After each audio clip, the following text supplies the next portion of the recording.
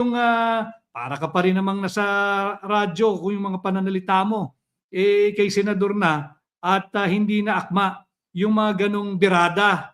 Di ba? Yung mga ganong birada, hindi na akma yan. Ilan taon na si Senador Dante Marcoleta. He doesn't deserve that kind of disrespect. Just to establish the kind of person at personality nitong si Senator Fake Queen Tulfo. Hindi lang niya ginawa ito ngayon kay Senator Dante Marcoleta. Ginawa na rin niya yan kay dating general na naging secretary ng DSWD na si Rolly Bautista. Yung dating kalihim ng DSWD si General Rolando Rolly Bautista. Ginawa na rin niya. At ang sinabi niya ngayon kay Senator Dante, bibit-biting kita, kekwelyohan kita, palalayasin kita sa floor na yan because I am the legitimate Blue Ribbon Chair. Sabi yan ni Senator Fake Queen Tulfo. Atras tayo ng kaunti. Back in 2019, ginawa na rin niya yan sa isang general. Pinagpipitagan, respetado, mahal ng mga sundalo, past and present. Itong si General Rolando Bautista, dating DSWD Secretary. Ano naman ang pinagsasabi niya noon?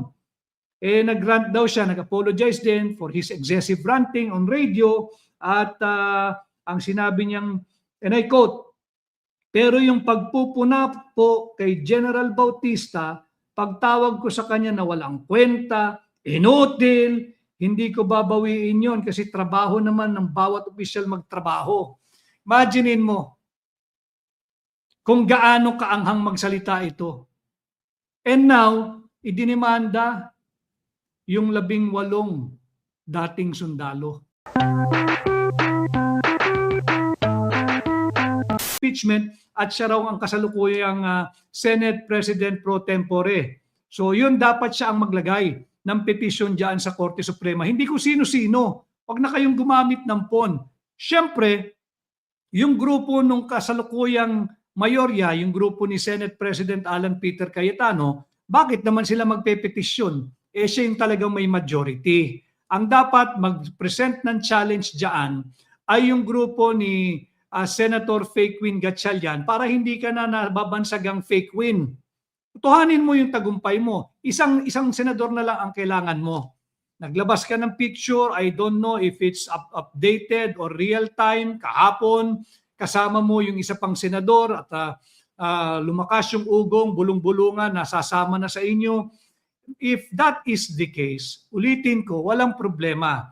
Pag nakuha mo yung 13, walang sino man ang pwedeng mag-question sa'yo na ikaw ang Senate President pagka meron ka 13. Pero hanggat wala, huwag kang umasta na ikaw ay yung presiding officer of the impeachment court. Hindi biro yan.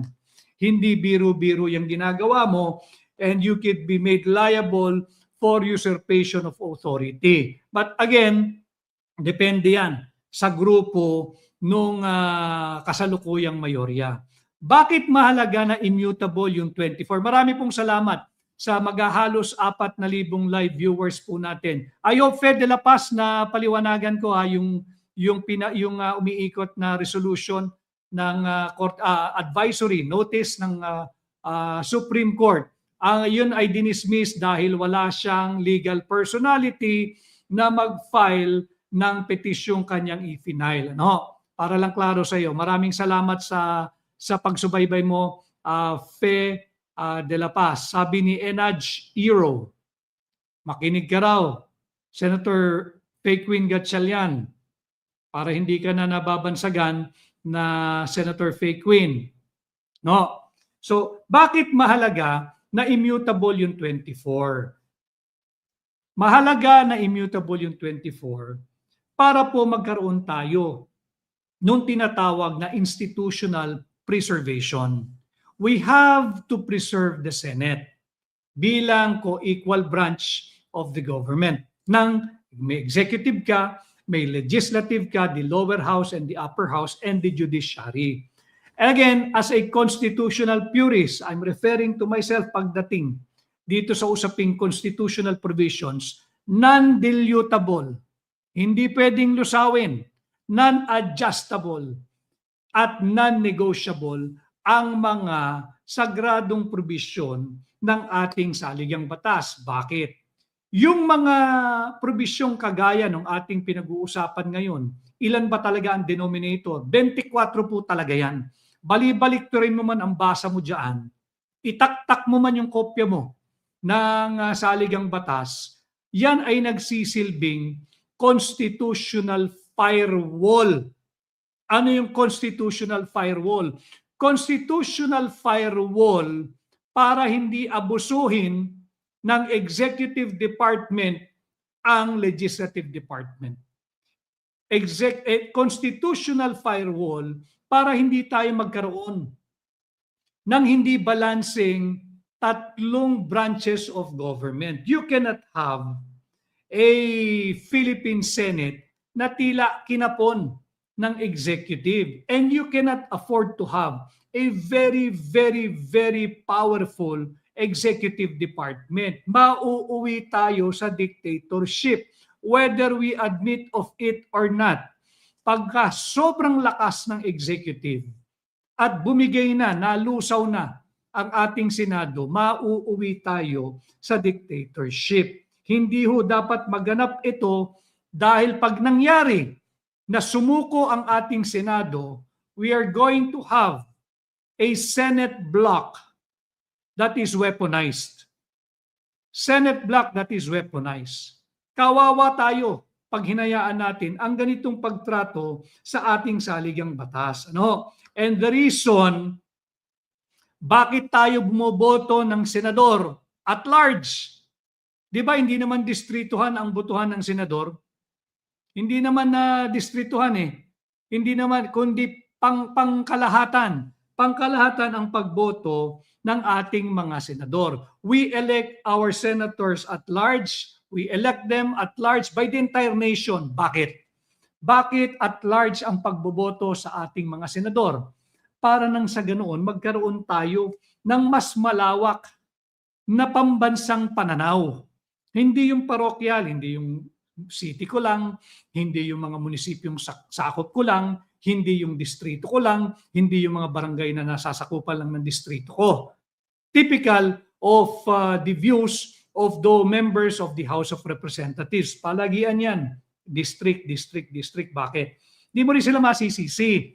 Sapagkat ang base ng kanilang constituencies ay yung kanilang distrito. Siyempre, they will have to attend to the needs, to the requests, yung mga hinaing ng kanilang mga leaders. Sa barangay, sa purok, yung mga barangay kapitan nila, mga konseho ng barangay, yung kanilang mga municipal mayor, kung may city mayor man diyang nasasakupan o may governor. Subalit, iba na ho pagdating sa Senado. Sa Senado, ang pinag-uusapan po dyan, we elect at large yung ating mga senador. Di ba? Pangkalatan yung ating pagpili sa kanila ng 12 para nga makasiguro tayo na mayroong mas malalim, mas malawak, at mas mature na national perspective o pananaw, pambansang pananaw, mas malawak, di ba, mas malalim. Hindi kasi pwedeng tayo-tayo lang, hindi pwedeng sila-sila lang, hindi pwedeng kanya-kanya lang. Kaya iyan ang composition ng Senado. Again, yung 24, yung bilang ng senador para yung paggamit sa 24 bilang denominator that is immutable. Hindi mo maaaring lusawin yan. If we are to preserve our institution such as the Senate of the Philippines. Mahalaga na hindi tayo magpapabudol na pwedeng babaan yung denominator ng 24. Bakit? Pag hinayaan natin yan, dadahan-dahanin tayo. Pag tinanggap ninyo yung mali nilang pananaw kasi pinipilit nila pa rin yung paggamit sa Abelino versus Cuenco na diskurso na po yan pero diinan pa natin ng kaunti.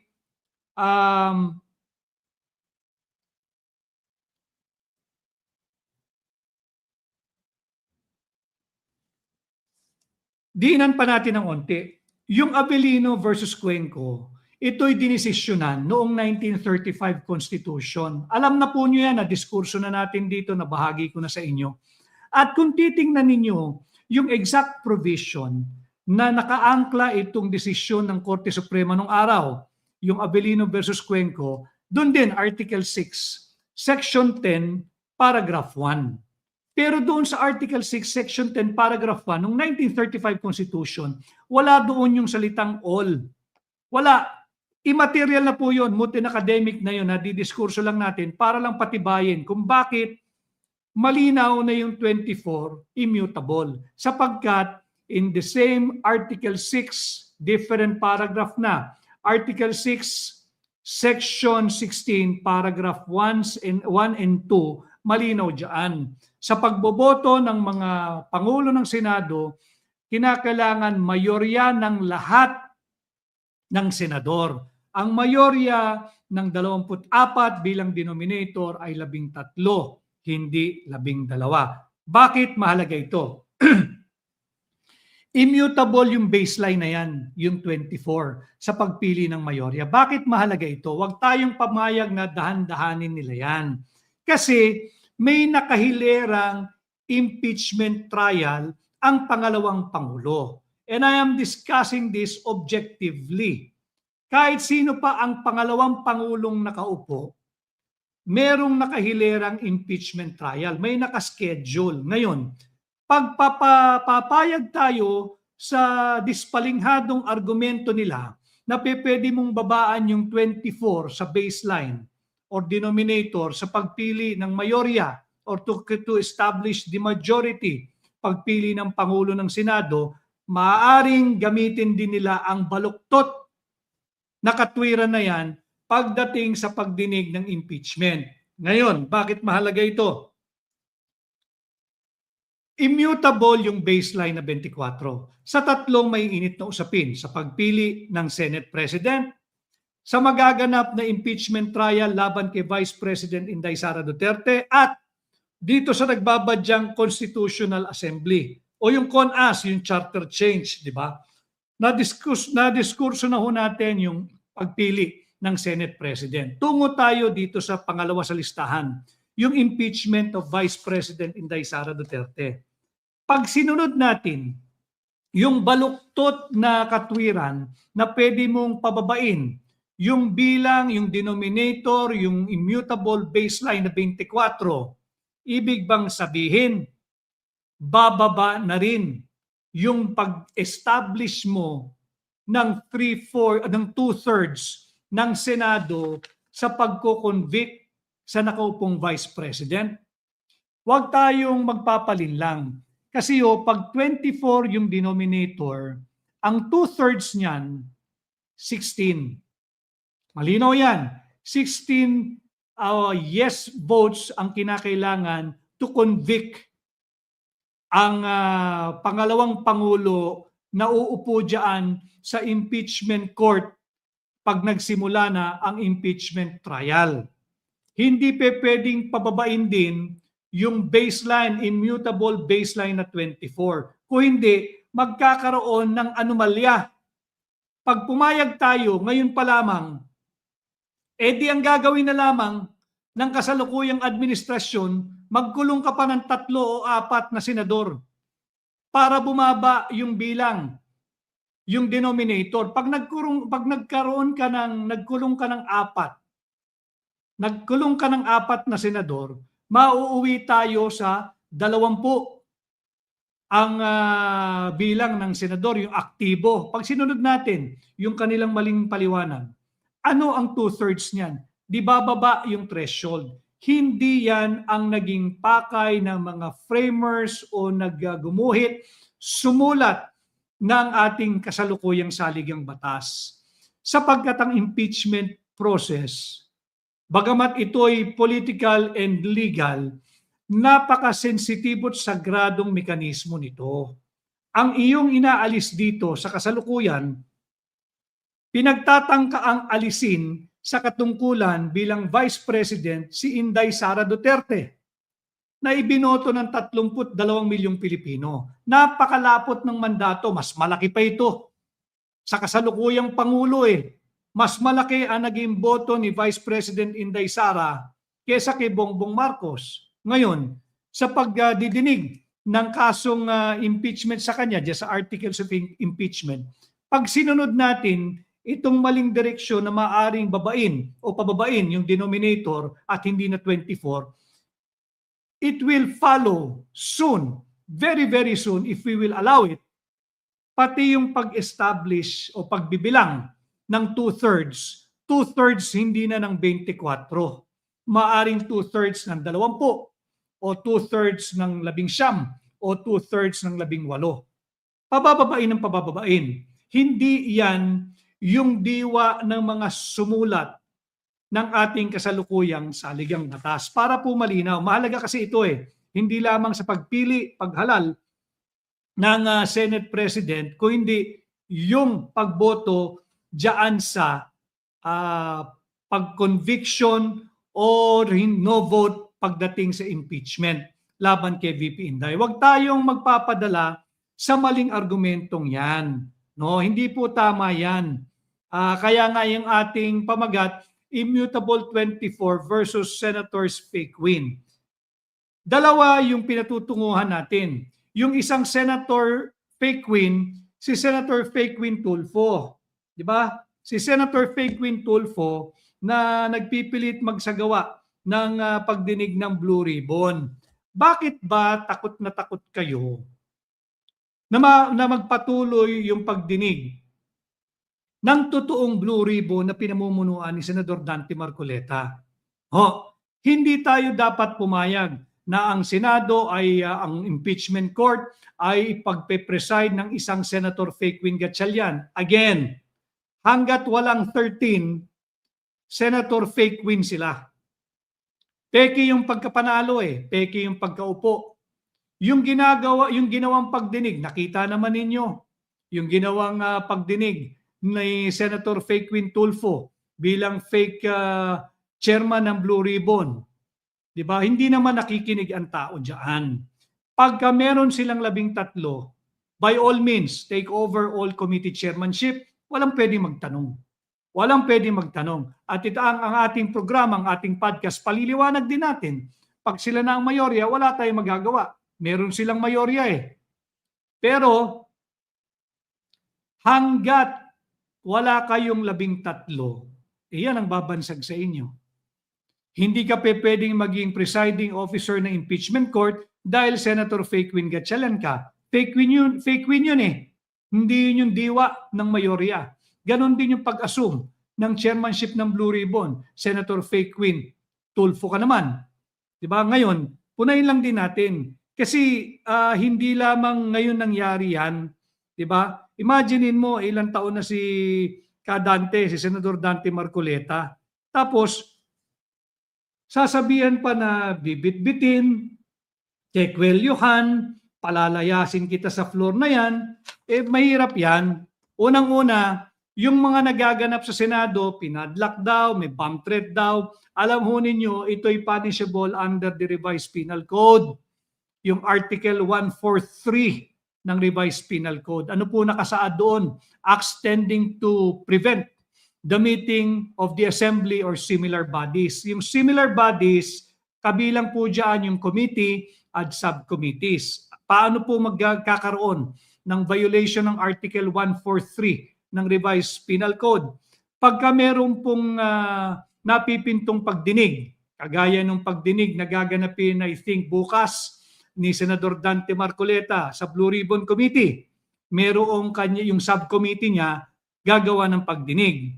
Ngayon, kahit na sinong tao, whether NBI, whether PNP, whether OSAA, whether AFP, kahit sino, kahit civilian, the offender who may be any person prevents such meeting by force or fraud.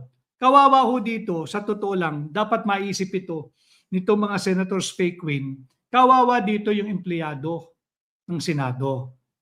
Alam mo ninyo, yung mga nanonood na empleyado ng Senado, maraming salamat po sa halos 4,000 live viewers natin. Patuloy po sana kayo na mag-engage. Patuloy po kayo mag-comment, mag-react. Ang pakiusap ko po, munting lambing, paki-share po ninyo ang ating podcast, yung nasa Facebook, at patuloy po kayong mag-follow, at yung nasa YouTube, patuloy po rin kayong mag-comment, mag-react, paki-share po ninyo at mag-subscribe po kayo. Marami pong salamat.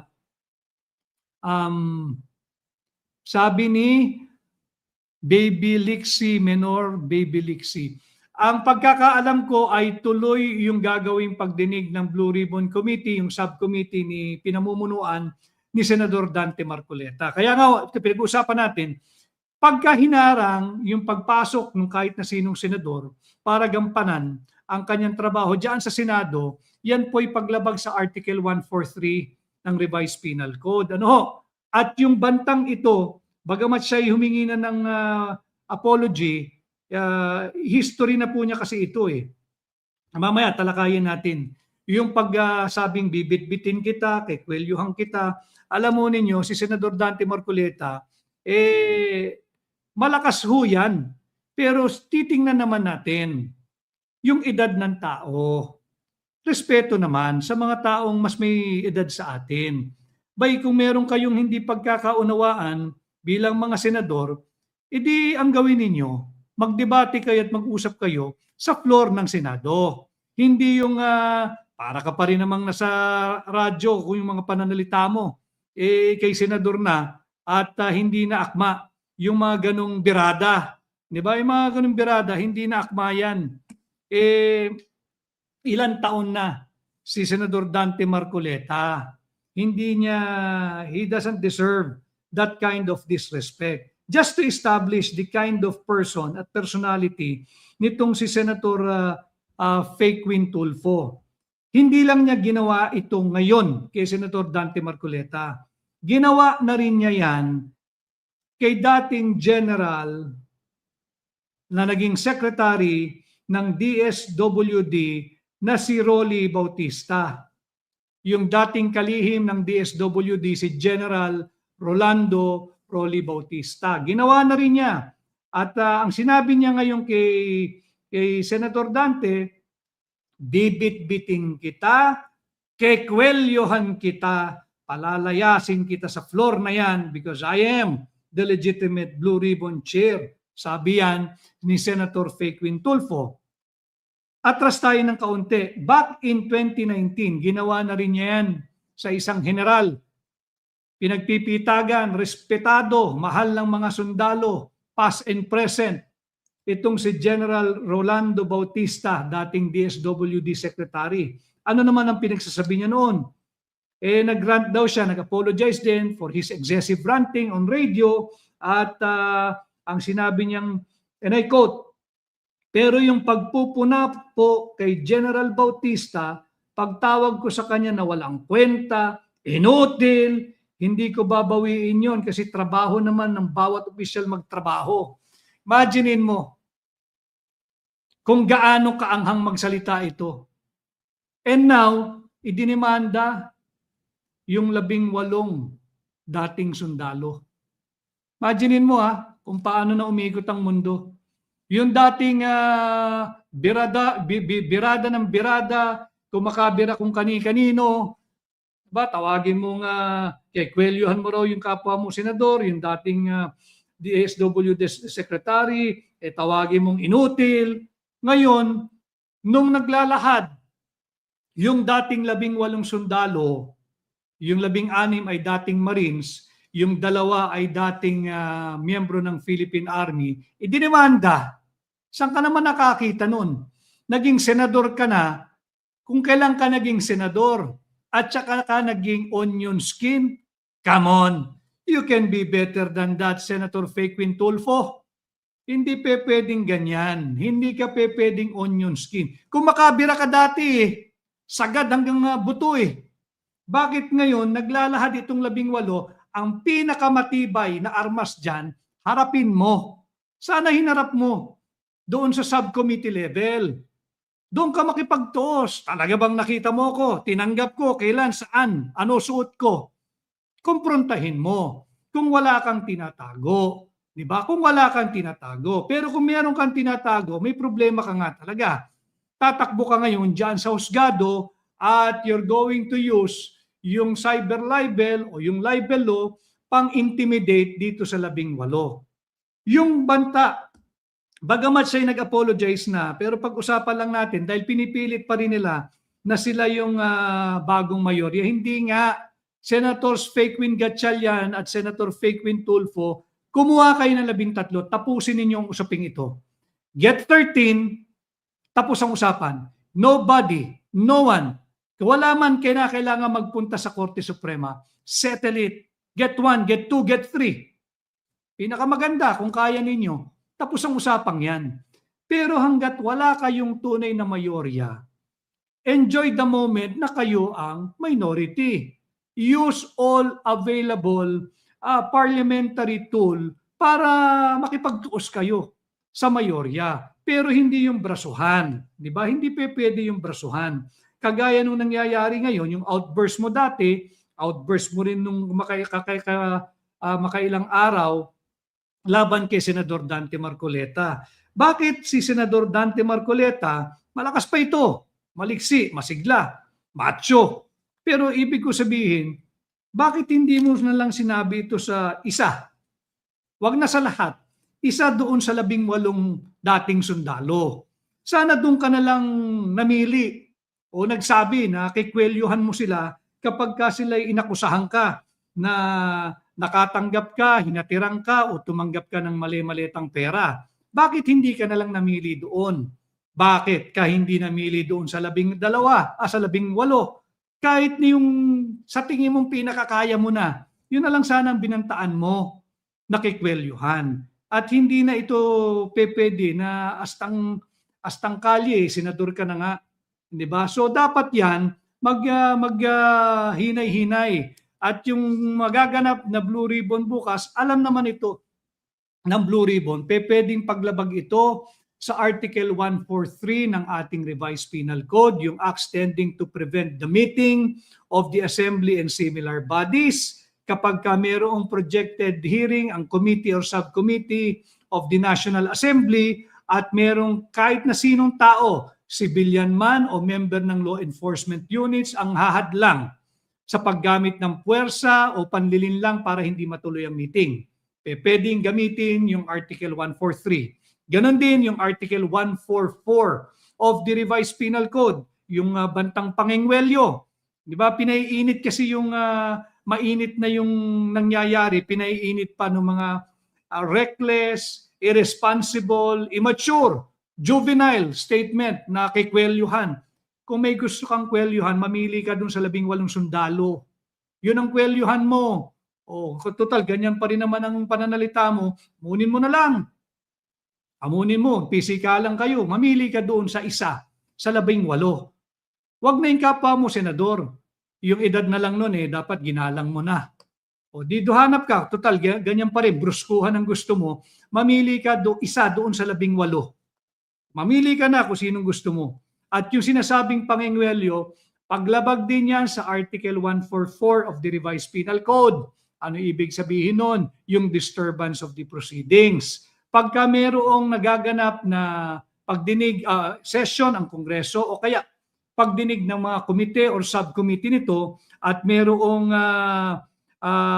nanggugulo, ginugulo yung pagpupulong kagaya ng magaganap na Blue Ribbon at habang ginagawa ang pagdinig may manggugulo, maaaring idemanda ng paglabag ng Article 144 of the Revised Penal Code. At panghuli, yung paglabag sa violation of parliamentary immunity. Article 145 naman yan ng Revised Penal Code. Kapag merong gagawing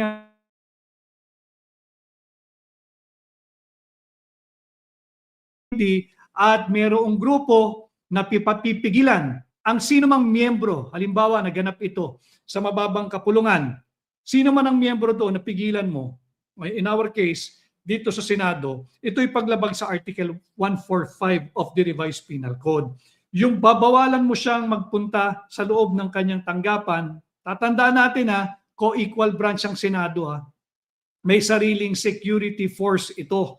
Hindi pwede yung kung sino-sino lang. Kasi nga iniiwasan itong paglabag ng Article 145 of the Revised Penal Code. Kasi nga iniiwasan yung paglabag sa Article 143 ng Revised Penal Code. Yung pagpigil sa kahit na sinong tao sa isang mambabatas na gampanan ang kanyang trabaho. Yung violation of parliamentary immunity, hindi mo rin pwedeng pigilan ang sino mang senador na magpunta sa kanyang opisina sa Senado para gampanan ang kanyang trabaho, lalo pa upang magpahayag ng kanyang sariling opinyon o kung may magaganap na botohan ng pagboto sa kung anumang measure o talakayang pinag-uusapan diyan sa Senado. So ito dapat maging again, hindi dapat immature, hindi dapat irresponsible, hindi dapat reckless, hindi dapat juvenile yung mga nasa Senado. Kanya yung 24 senators natin, to my mind, as a Filipino and as a lawyer, yung 24 ay immutable laban sa mga senators fake win. Ulitin ko ha, kung bukas ay makabuo na kayo ng 13, di mahilingin ninyo sa administrasyon na magpatawag ng special session, walang magagawa ang kahit na sinong Pilipino kung may 13 kayo. Ganun talaga eh. Ganun talaga. Tingnan ninyo, bakit mahalaga ito? Ulitin ko ha, itong baseline na 24, yung denominator na 24, immutable baseline yan.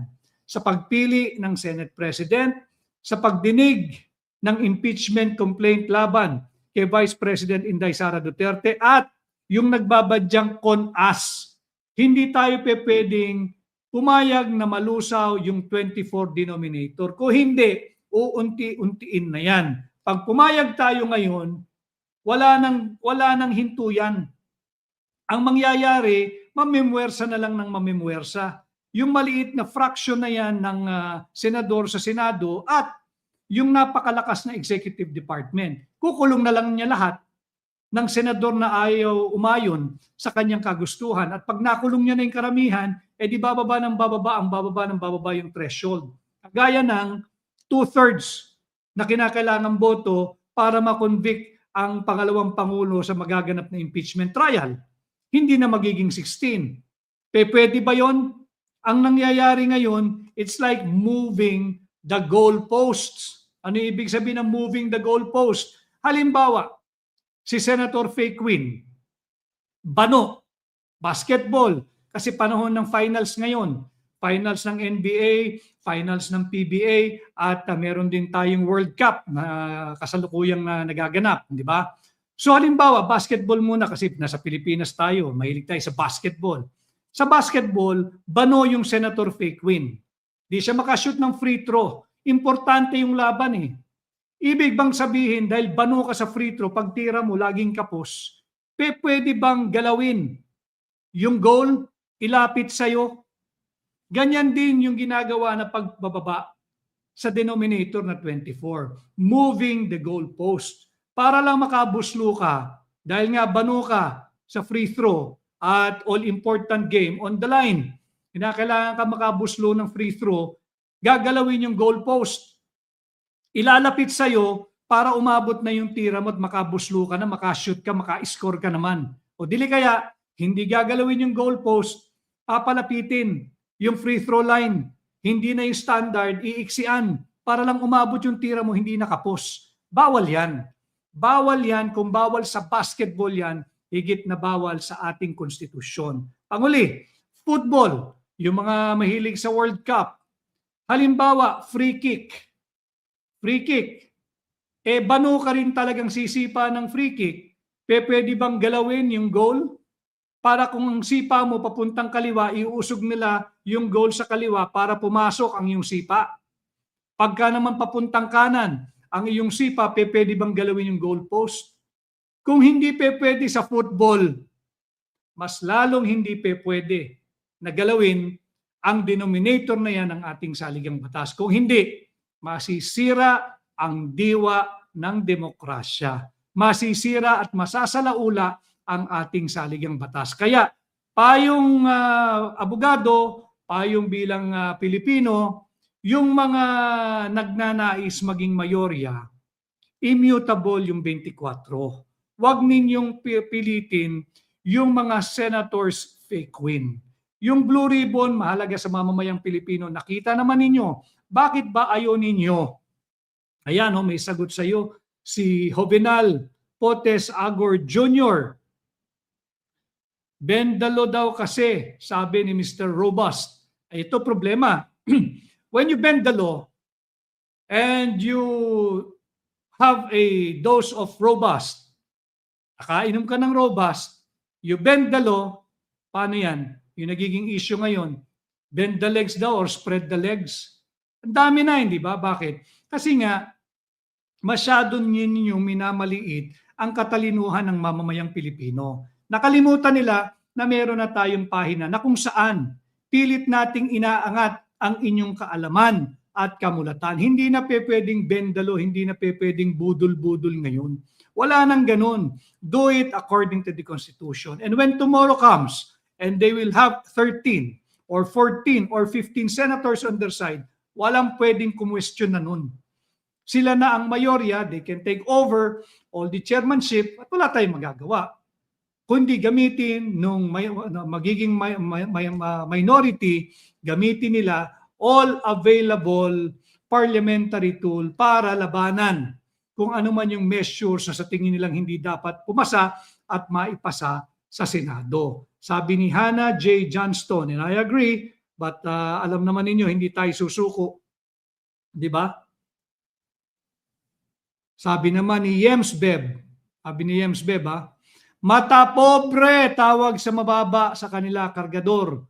Mata pobre. O yan ba yung masa kuno, maka-Pilipino, yan ba? Ako po naman, si Alma. Maraming salamat si Alma, present si Alma, Yulo Mamosto, maraming salamat. At syempre, patuloy pa rin tayong pinagtatanggol ni Alma, maraming salamat.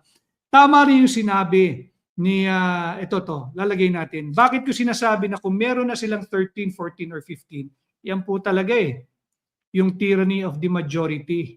Wala tayong magagawa Majority rules, majority wins. Pero hindi pwede na yung 12, tabla yun Di ba? Tabla yun.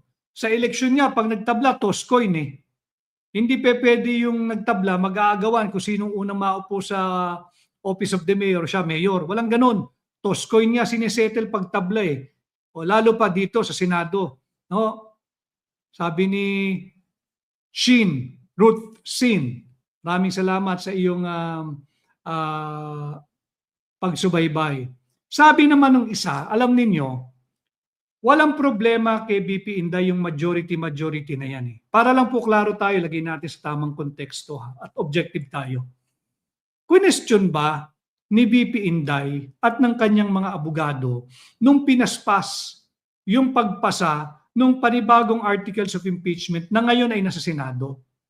Nung nagpas siya, yung mayorya ng mababang kapulungan, meron ba kayong narinig sa kanya? Meron ba silang i-file na petisyon sa Korte Suprema questioning yung resulta na bakit may majority?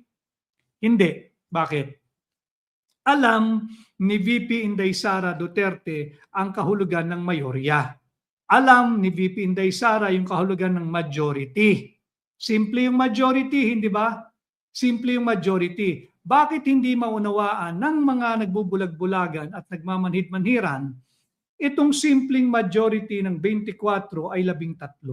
Mahalaga ito, ulitin ko, yung immutable baseline sa pagpili ng ating Senate President. Bakit? Sapagkat nariyan yan sa ating saligang batas. Pag dumating yung panahon na may mayorya, si Senator Faquin Gatchalian, di siya na ang Senate President.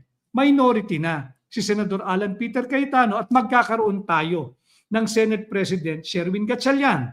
Pero hanggat wala ka pang mayorya, huwag mong ipilit yan. Huwag mong sirain ang ating saligang batas. Huwag mong lituhin ang kaawa-awang empleyado ng Senado. Pag nagsimula ang ating impeachment trial in relation yung moving the goalpost, hindi ka makabuslo sa free throw dahil bano nga hindi makashoot Pwede mo bang ilapit yung goal?